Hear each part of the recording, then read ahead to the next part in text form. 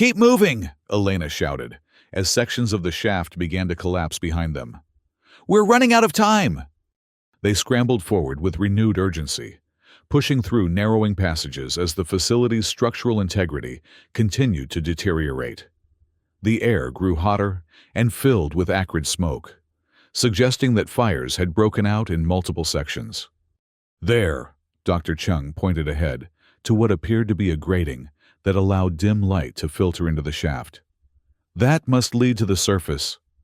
Lieutenant Kowalski reached the grating first, bracing herself against the shaft walls to apply pressure to the rusted metal.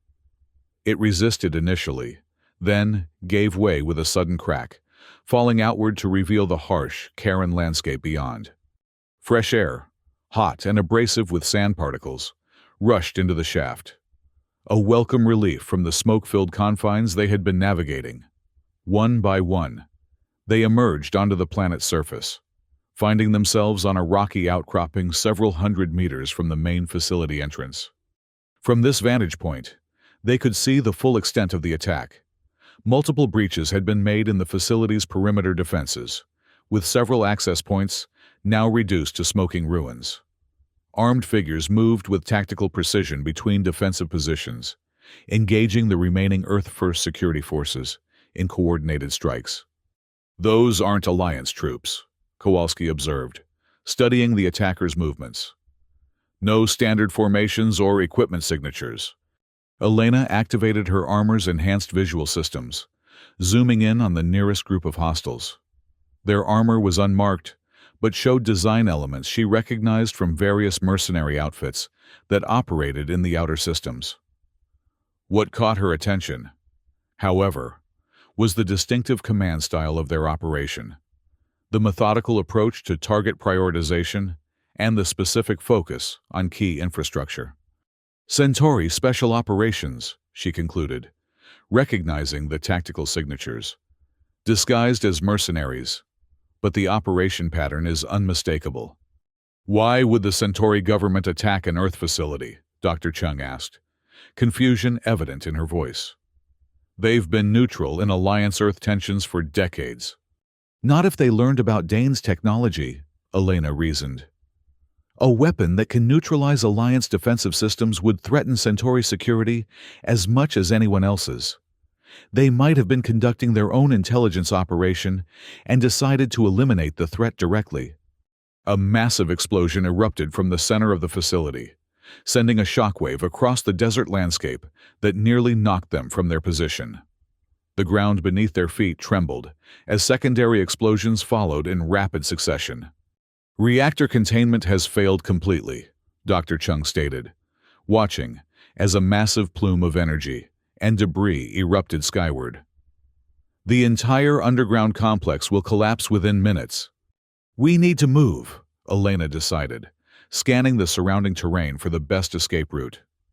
"Distance ourselves from the facility before the final collapse, then attempt to contact the Artemis for extraction." They began making their way down from the outcropping, navigating the treacherous descent with careful urgency. The sandstorm that had concealed their approach earlier had subsided somewhat, providing better visibility, but also making them more exposed to potential detection. Elena's armor had sustained damage during their escape, its energy field fluctuating intermittently as power systems attempted to compensate. Still, the basic functionality remained intact, including the enhanced strength and sensory capabilities that gave her a tactical advantage in the harsh environment. They had covered approximately half a kilometer when Elena's motion sensors detected rapid movement approaching from their right flank.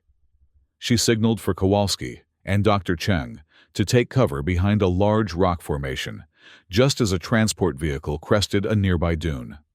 The vehicle, a modified desert runner commonly used by mining operations on Karen, slowed as it approached their position.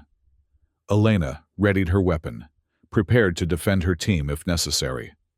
To her surprise, the transport stopped some distance away, and a single figure emerged, hands raised in a universal gesture of non-hostility.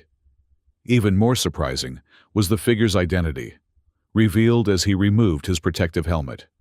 "General Dane," Elena acknowledged, stepping partially out from cover with her weapon still trained on him. Shouldn't you be evacuating with your research data? Circumstances have changed, Dane replied, his voice carrying clearly across the distance between them.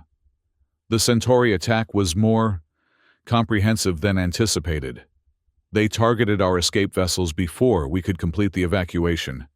So you're trapped, Elena concluded, noting the absence of other Earth-First personnel. Where's your security team?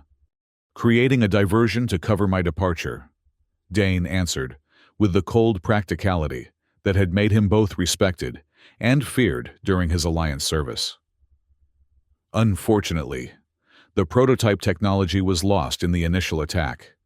The Centauri forces knew exactly where to strike. Elena's tactical assessment shifted rapidly. With the facility destroyed and the prototype weapons lost, Dane himself became the most valuable intelligence asset, the only person with complete knowledge of the technology that had defeated the A1 armor.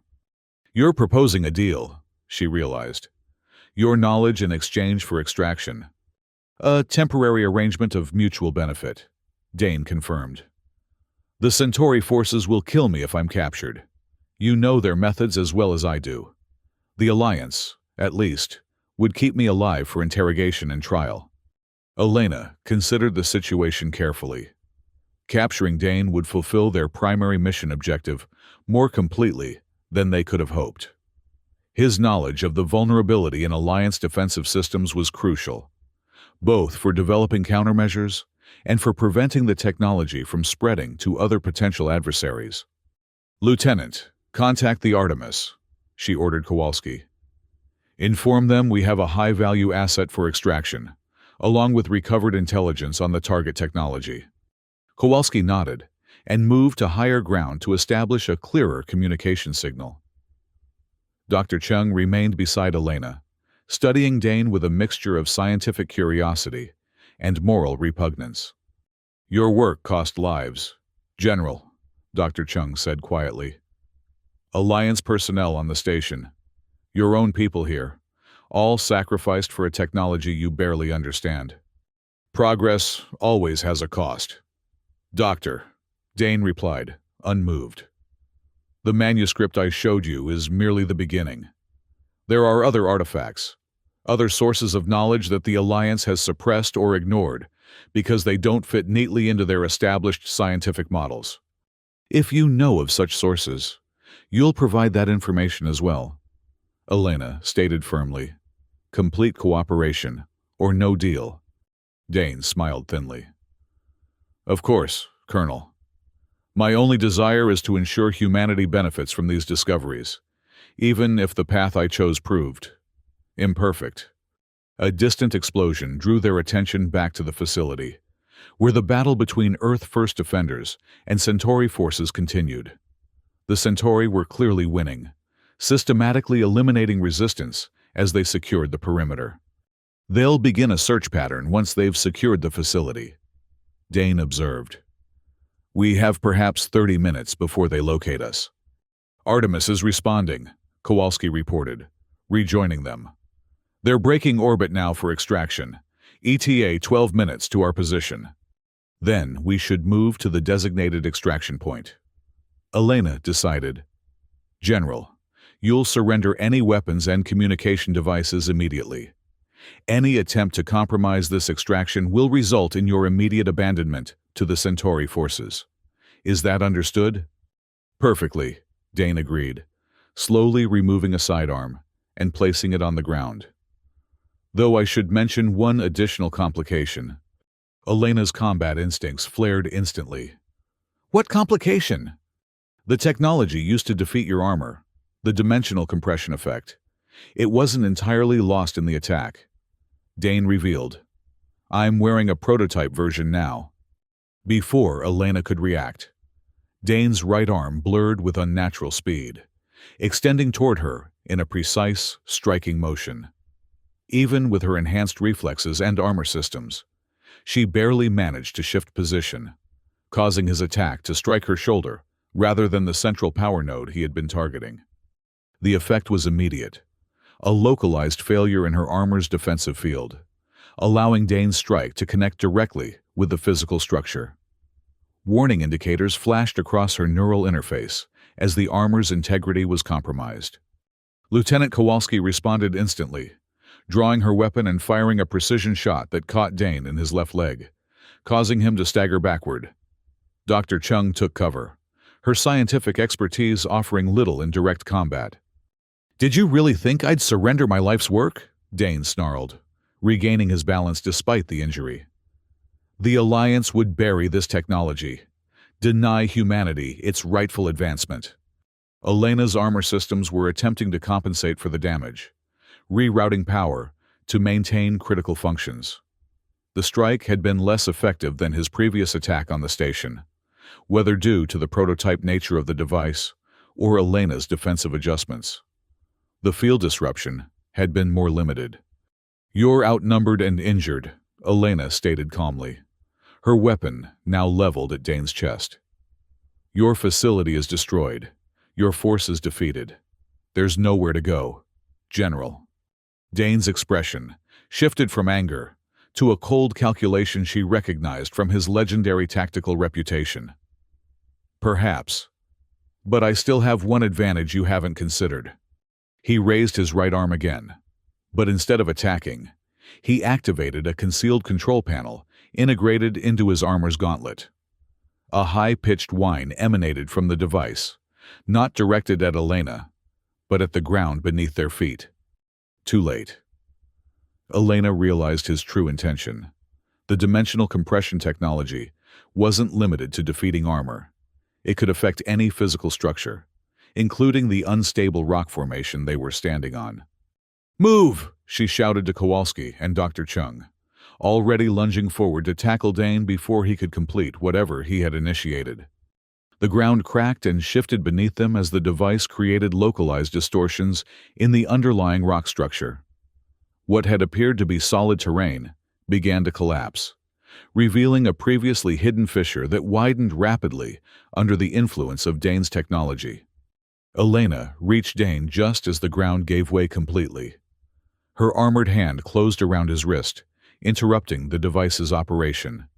But the momentum of the collapsing terrain carried them both over the edge of the newly formed chasm.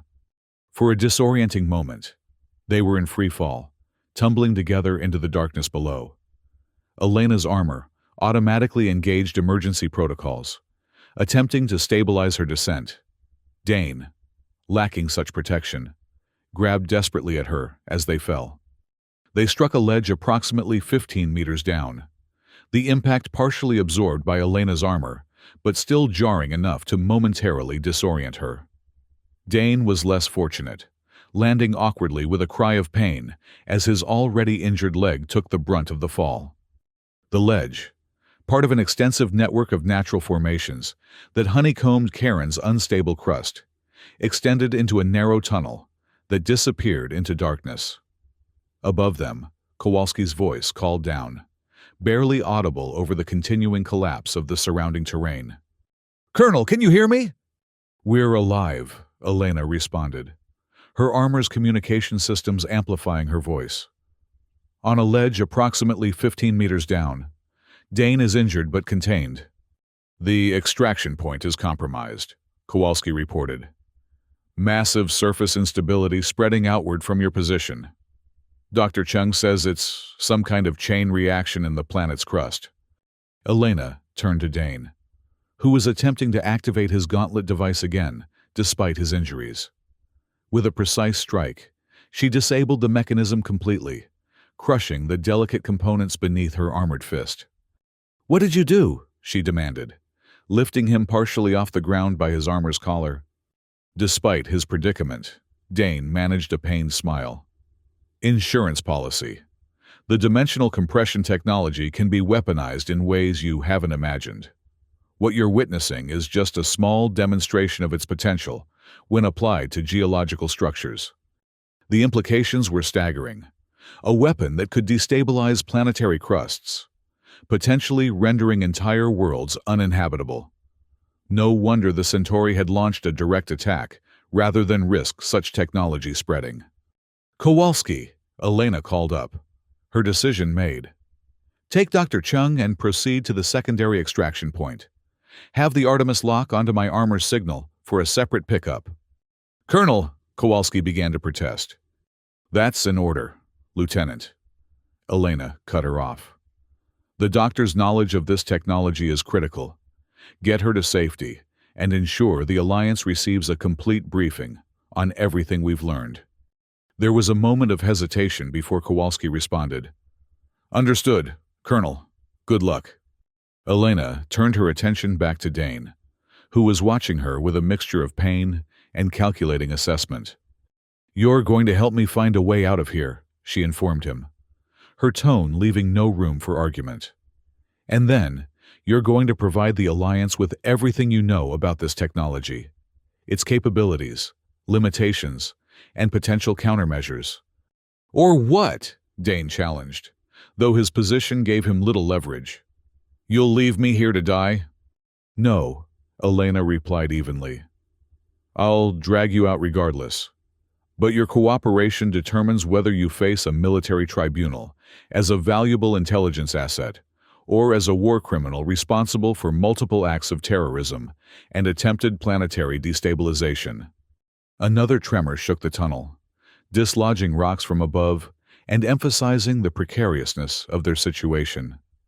Elena's armor sensors indicated that the tunnel extended deep into the planet's crust, possibly connecting to the natural cave systems that miners had exploited for generations.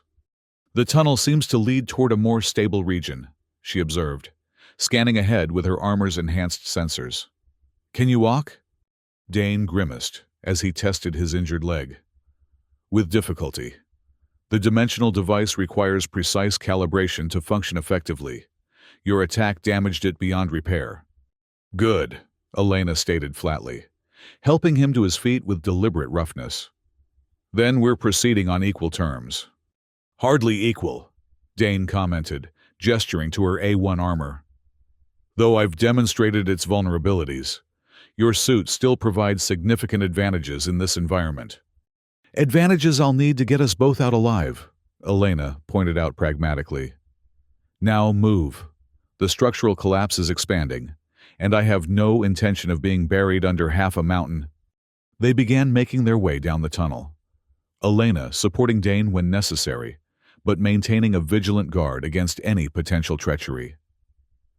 The passage narrowed in places, forcing them to proceed in single file, before opening into larger caverns formed by ancient water flows that had long since evaporated in Karen's harsh climate.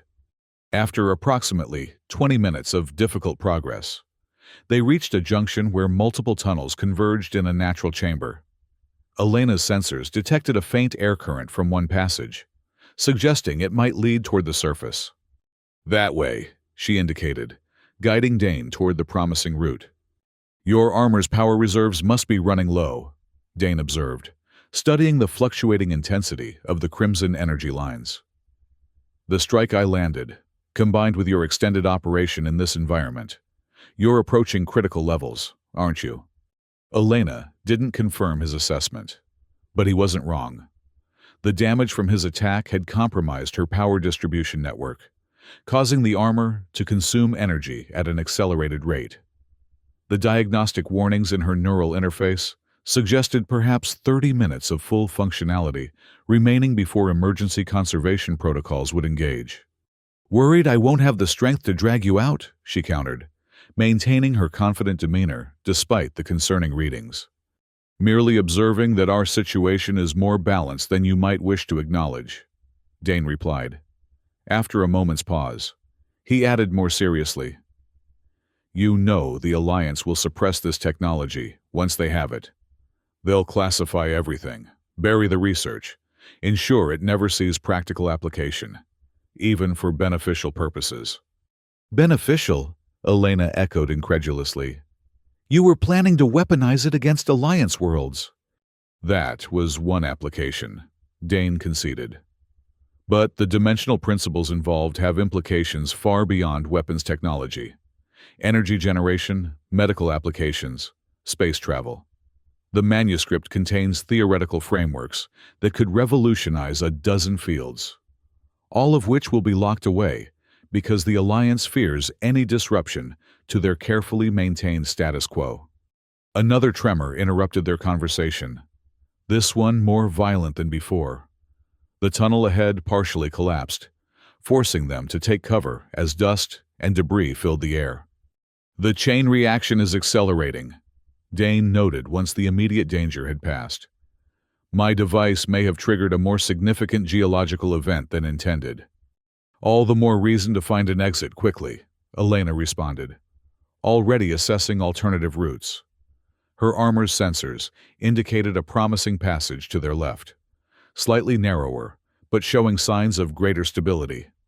As they navigated the new route, Elena maintained communication attempts with the Artemis, but the surrounding rock formations blocked her signal. They would need to reach the surface, or at least a position with less overhead mass, before extraction would be possible. The passage gradually inclined upward, giving Elena hope that they were approaching the surface. Dane's injuries slowed their progress, but he continued without complaint, his military discipline evident despite his traitorous actions. "You were respected once," Elena observed during a brief rest period. "One of Earth's most decorated commanders. What changed?" Dane was silent for a long moment before responding. "I saw the truth of our position in the Alliance.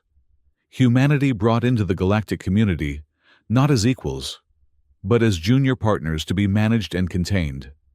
Our potential deliberately limited by treaties and regulations designed to prevent us from advancing too quickly."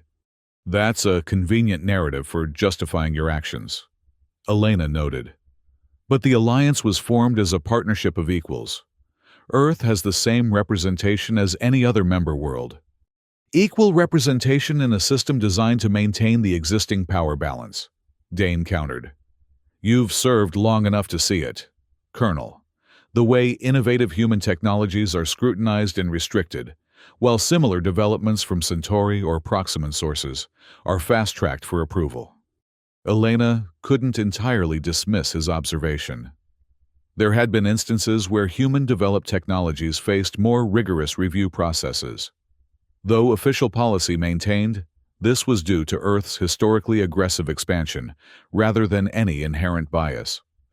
"Even if there were imbalances," she argued, "your response was disproportionate. You were planning to initiate a war that would cost billions of lives." "I was planning to restore humanity's independence and rightful place in the galactic order," Dane corrected. "If that required demonstrating our capabilities in ways the other species would understand, so be it." Their philosophical disagreement was interrupted by another violent tremor, the most severe yet. The entire tunnel shook, support structures cracking under the strain as the planet's crust continued to destabilize. "We need to move," Elena urged, pulling Dane to his feet. "This whole section could collapse at any moment." They increased their pace despite Dane's injuries, pushing forward as the tunnel began to show signs of imminent failure. Ahead, Elena's sensors detected a change in air composition and temperature, subtle differences that suggested they might be approaching the surface. "There," she indicated, pointing to what appeared to be a fissure in the tunnel ceiling through which faint light penetrated. "That might lead to the surface." The opening was narrow, too small for either of them to pass through in its current state.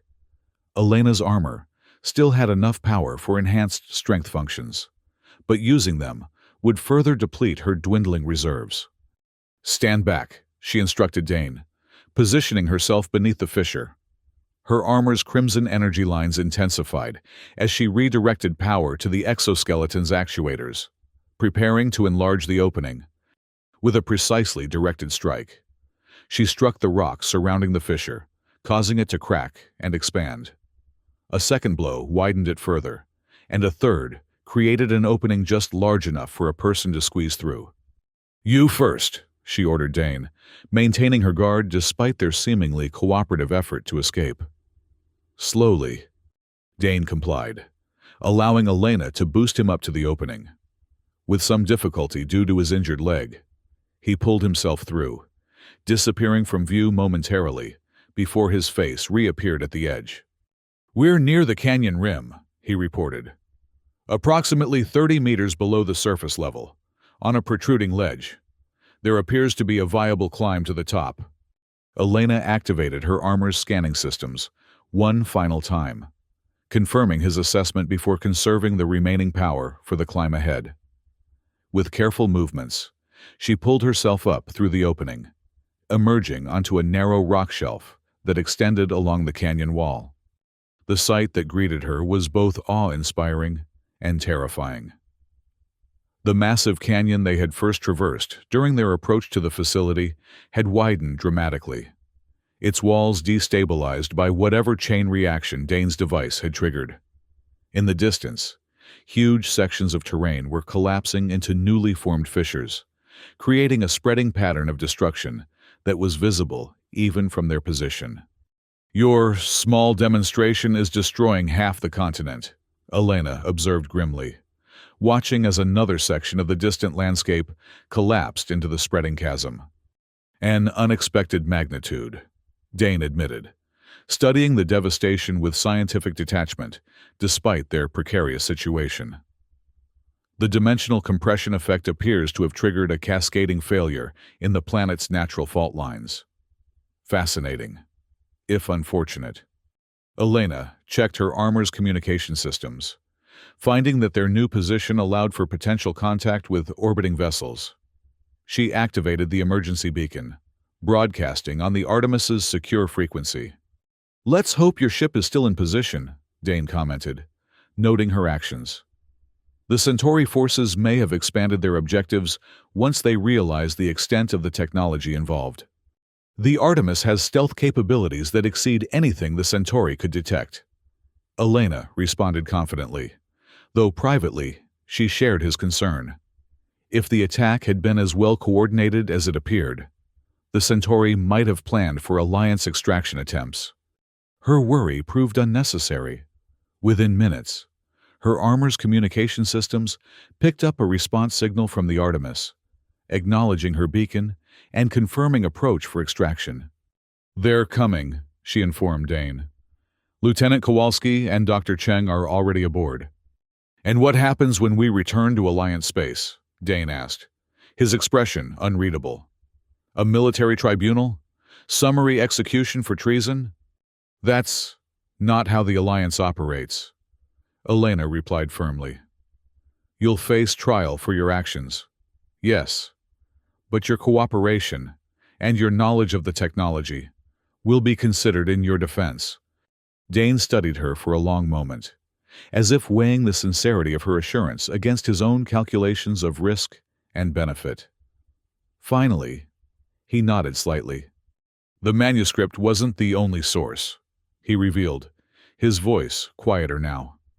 "There are others, artifacts and records scattered across human colonial history that point to the same advanced principles.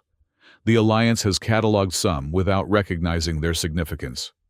"You'll provide that information as part of your cooperation," Elena stated, making it clear this wasn't a request.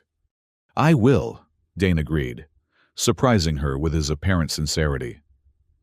"Because despite our methodological differences, Colonel, I believe we share the same ultimate goal: humanity's advancement and security in a galaxy that isn't always as benevolent as the Alliance pretends." Before Elena could respond, the distinctive hum of the Artemis's engines became audible, growing louder as the vessel descended toward their position. The ship's stealth systems rendered it nearly invisible against the turbulent sky until it was almost directly overhead, its extraction bay opening to deploy a secure retrieval platform. As the platform descended toward them, Elena maintained her vigilance, unwilling to trust Dane completely despite his apparent cooperation. Her armor's remaining power was allocated to defensive systems, prepared for any final deception. "After you, General," she directed as the platform reached their position. "Hands where I can see them at all times." Dane complied without protest, stepping onto the platform with Elena following immediately behind, her weapon ready. The platform began its ascent, carrying them away from the increasingly unstable canyon edge toward the relative safety of the Artemis. As they rose, Elena looked back at the facility, where Dane had demonstrated the vulnerability in her supposedly invincible armor. The entire complex had collapsed into a massive sinkhole, with Centauri forces visible at the perimeter, securing the area against potential survivors. The chain reaction continued to spread outward, transforming the landscape in ways that would likely render this region of Charon uninhabitable for decades. The platform locked into position in the Artemis's extraction bay, and security personnel immediately moved to secure Dane. Lieutenant Kowalski approached, relief evident in her expression despite her professional demeanor. "Colonel, glad to see you made it," she greeted Elena. "Dr. Cheng is already working with the technical team to analyze what we've learned about the dimensional technology." "Good," Elena replied, finally allowing herself to relax slightly as her armor systems began emergency power conservation. "Set course for Alliance space immediately. Priority 1, secure transmission to General Wei. He needs to know what we've discovered." As Dane was escorted to a secure holding area, he paused briefly beside Elena. "Remember, Colonel, knowledge itself isn't dangerous. Only how we choose to apply it." Elena watched him being led away, considering the implications of everything they had learned. The A1 armor, the Alliance's most advanced defensive technology, had been defeated by what was essentially a precisely delivered elbow strike, enhanced by principles derived from ancient knowledge that had been hidden or overlooked for centuries. The vulnerability had been exposed, but in doing so, they had discovered something perhaps more valuable, a reminder that no technology, however advanced, was truly invulnerable. The human element, both in creating weaknesses and in finding ways to exploit them, remained the critical factor that no quantum field or energy barrier could completely eliminate. As the Artemis broke atmosphere and accelerated toward Alliance space, Elena removed her helmet, feeling the weight of both victory and new responsibility. They had prevented Dane from weaponizing his discovery on a galactic scale, but the knowledge he possessed would still require careful management, balancing security concerns against potential benefits that could emerge from further research. "Dr. Chung would like to see you in the lab when you're ready," Kowalski informed her. "She says she's identified some possible countermeasures against the dimensional compression effect." Elena nodded, already mentally preparing for the complex briefings and security protocols that would follow their return. The Alliance would need to adapt quickly, updating defensive systems across multiple worlds while maintaining public confidence in their security measures. "I'll be there shortly," she replied, taking a final moment to process everything that had occurred. The mission had succeeded, but had also revealed vulnerabilities and threats they hadn't anticipated, both technological and philosophical. As she finally made her way to the laboratory where Dr. Chung waited, Elena found herself reflecting on the irony at the heart of their discovery. That even the most advanced armor in the galaxy could be defeated by something as fundamentally human as an elbow strike, delivered with the right knowledge and precision. Perhaps that was the lesson to carry forward, that true security came not from believing in invulnerability, but from constantly questioning, adapting, and evolving. In that sense, Dane's demonstration, for all its destructive intent, had provided a valuable service to the Alliance and to humanity itself. With that thought in mind, Elena entered the laboratory, ready to begin the process of turning vulnerability into new strength, a process as old as humanity itself, and one that would continue as long as people reached for the stars. Months later, in a secure Alliance research facility orbiting Earth's moon, Elena stood before a gathering of military and scientific leaders. Her A1 armor, now significantly modified based on what they had learned from Victor Dane's technology, gleamed under the presentation chamber's lights. the familiar crimson energy lines now interspersed with new patterns that indicated fundamental changes to its operational principles. The dimensional vulnerability has been addressed through implementation of a fluctuating quantum field geometry, she explained, gesturing to holographic displays showing the technical specifications. Rather than maintaining a consistent defensive pattern, the new A2 Aurora system constantly shifts its dimensional properties, making targeted compression attacks exponentially more difficult to execute. General Wei Zheng nodded approvingly from his position at the head of the council table. And the offensive applications Dr. Cheng mentioned in her preliminary report? Elena nodded to Dr. Cheng, who stepped forward to address the question. The scientist had been appointed head of the newly formed Dimensional Research Division, tasked with exploring both defensive and beneficial applications of the principles they had discovered. We've developed limited offensive capabilities based on the same technology, Dr. Cheng confirmed, primarily focused on defensive countermeasures, but with potential for specialized applications against hardened targets when conventional approaches would be insufficient. And Dane? Asked Admiral Kotri, the Alliance fleet commander, who had joined the briefing remotely from her flagship. Has his cooperation continued? Within parameters, Elena replied diplomatically. He's provided extensive information on the theoretical foundations of the technology, including references to other potential sources of advanced knowledge that our researchers are currently investigating. What she didn't mention was the ongoing philosophical debates she had engaged in with Dane during her regular debriefing sessions, conversations that had forced her to confront uncomfortable questions about humanity's place within the Alliance and the balance between security and progress. The most significant development, Dr. Chung continued, has been the adaptation of the dimensional compression principles for non-military applications. Our preliminary tests suggest revolutionary potential in energy generation, medical imaging, and space-time manipulation for faster-than-light travel. This announcement generated visible interest among the assembled leaders. The prospect of beneficial applications emerging from what had initially been a security threat represented the kind of positive outcome the Alliance had been founded to encourage. Colonel Morozova will be overseeing the security aspects of the ongoing research program, General Wei informed the Council. Her experience with both the vulnerability and its countermeasures makes her uniquely qualified to ensure the technology develops in controlled and beneficial directions. Elena acknowledged the assignment with a crisp nod, though privately she recognized the irony of her new position. In many ways, Dane had been correct about the Alliance's tendency to control and restrict potentially disruptive technologies. But where he had seen only limitation, she recognized the necessity of careful implementation and ethical oversight.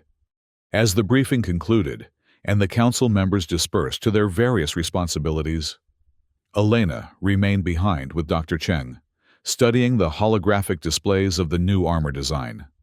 He was right about one thing, Dr. Chung observed quietly, ensuring they wouldn't be overheard. The manuscript and related artifacts contain knowledge far beyond what we've implemented so far. There are concepts there that could fundamentally change our understanding of physics, energy, even the nature of consciousness itself. All the more reason to proceed carefully, Elena replied, though without the dismissive certainty she might have expressed before their mission to Karen. Balance is key, between progress and security, between innovation and stability. A human balance, Dr. Chung noted with a small smile. Perhaps that's our unique contribution to the Alliance, not just our technology or resources, but our capacity to navigate these tensions. Elena considered this perspective thoughtfully. In the months since their return, she had come to appreciate that the vulnerability in her armor had revealed something far more significant than a tactical weakness. It had exposed both the limits and the potential of humanity's approach to advancement. The new A2 armor incorporated elements of what they had learned from Dane's discovery, but it did so within an ethical framework that prioritized defense over domination, protection over power. That, perhaps, represented the true evolution, not just of technology, but of purpose. Our strongest armor failed against a human elbow, Elena mused, touching the chest plate where Dane's strike had connected. But what we built from that failure may prove stronger than anything we imagined before. As they departed the briefing chamber together, Elena felt a renewed sense of purpose. The journey that had begun with vulnerability had led to discovery, and from discovery to transformation. Whatever challenges lay ahead, whether from within the Alliance or beyond its borders, they would face them with both advanced technology and the human wisdom to use it properly. And perhaps that combination, rather than invulnerable armor, was the true strength they had been seeking all along.